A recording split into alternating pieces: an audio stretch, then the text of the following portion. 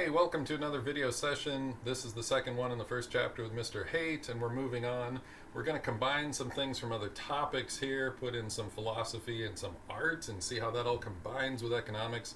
But if you remember last time, we talked about how people need to understand reality and that it exists, and things are the way they are, and that we need to then deal with reality. So first we need to understand what Socrates said. You got to know what you are. So what are you? And that question is, are you a plant? Are you an animal? Are you a human? Is that something different from an animal? Those are the questions we got to ask. First off, what makes humans different from other animals? A lot of people will say tools, but I see some birds outside my house right now, dropping nuts in front of the cars as they drive by, and then they smash them, and they're using the cars like tools. I've heard of other animals like monkeys, dolphins, all kinds of animals use tools, so that's probably not it. Okay? What actually separates humans from other animals is the idea that we can conceptualize things that don't currently exist. We bring into our mind concepts about things that don't currently exist, and we then make them part of reality.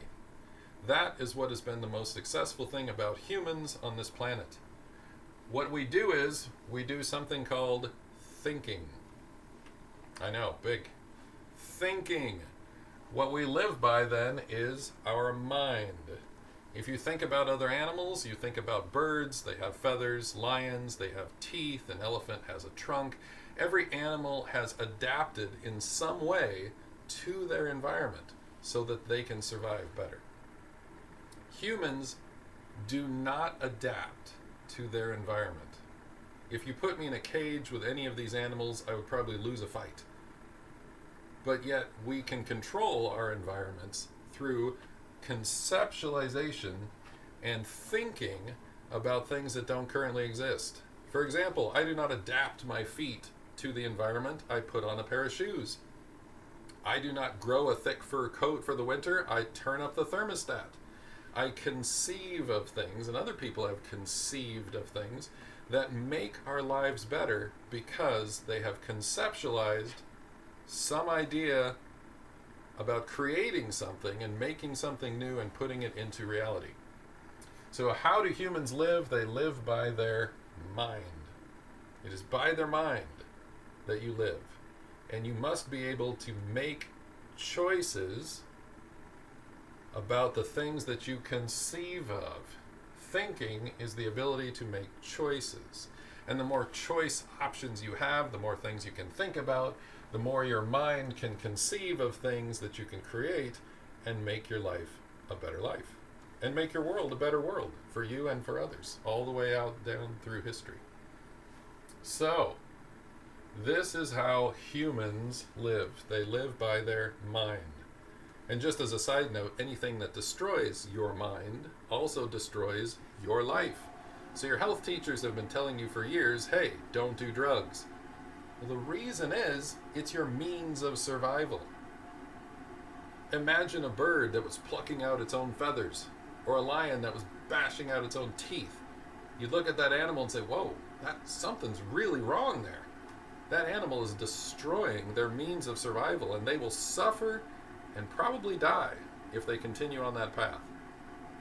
That's what doing drugs is. You're destroying your own means of survival and diminishing your own life thereby. So, anyway, there's my plug. Don't do drugs. All right.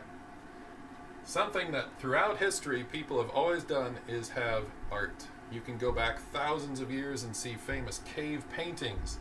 There is always art associated with humans.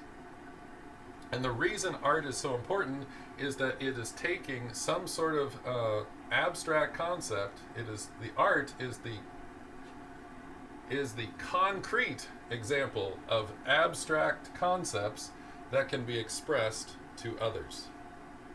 Art is the concrete example of abstract concepts that can be expressed to others. So, what is art?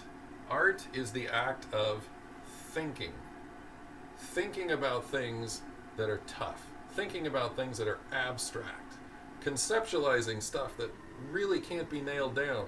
And if we can put it into an art form, we can now make it more concrete. We can make people see it for what it is, and we can have a way of understanding that and expressing it to each other so that we can build ideas, so that we can change our world, so that we can understand these things.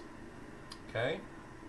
So art. Now, most of the time you would think of that as some sort of painting or maybe a musical show of some kind. You want to say that's art, and they are. But it's so much bigger than that.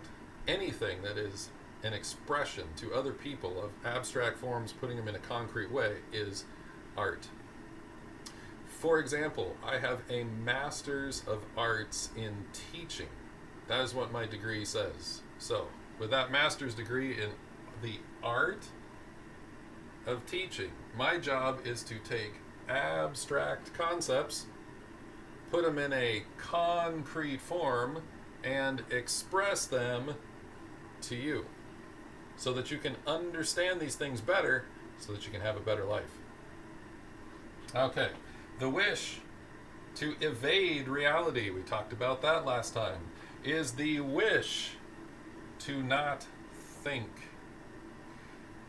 Thinking, it's a hard process, and a lot of people will try and avoid it. You're teenagers, you've done this, you are not the only ones. There's a lot of people in our world that do this. There are whole governments designed around the idea of helping people not think. It's a big issue, okay? And there's no way to live without thinking. You have to think, you have to work, you have to produce. If you do not do those things, you will not live. Now, there is a way that you can get away with living and still not think, is if you steal someone else's thinking, someone else's work, someone else's production. So to take this abstract concept and put it in a concrete form, let's take a look at UBI. This is something called Universal Basic Income. The idea here is that if people exist in a certain country, they all get mailed out money every month, and they get a universal basic income, whether they do anything or not. Thinking, work, production, doesn't have to happen, they simply get that money. Now, in economics, what we do is we analyze that, and we say, okay, well, that's nice on this end, how did you do it on the other end? What happened to those other people? And you say, well, what other people? Well, in order for these people to receive a universal basic income over here, someone else had to do more work over there. Okay? So what in essence people are arguing for is a universal basic income. What they're really arguing for is slavery. The idea that someone has to produce more so that someone else can get something for free. And that's what they're looking for. And this is a violation of the basic law of identity that we just talked about in the last lecture. Having something for nothing does not work. See, it seems so obvious in the last time. 1 equals 1. In order to have something, you have to give something. In this case, this is the wish to have something and not give anything. And that's a violation of the law of identity. And it leads to a lot of problems, because what are these people going to do with universal basic income? Well, everyone who's getting it, yeah, they're going to cheer for that. What about the people who have to work extra hard and have it taken away? Are they going to do that forever? Are they going to be slaves forever? Are they going to stop working? In which case your society crumbles because there's no more production. Are they going to bring out the guns and say, I'm not going to work for free? In which case you have a war. So you need to understand how the universe works, and you need to understand how humans work, and you can then understand how to properly set your policies, whether these policies are good or bad, in order to understand what the real issue is. And so, unfortunately, for a lot of people in America, they have struggled with this idea. This wish to evade reality is the wish not to think, and has resulted in a lot of theft of other people's thinking. All right? So, that should give you a lot of things to talk about for class. Make sure you bring those questions to class, and we're going to talk about those more there. Okay? Thank you.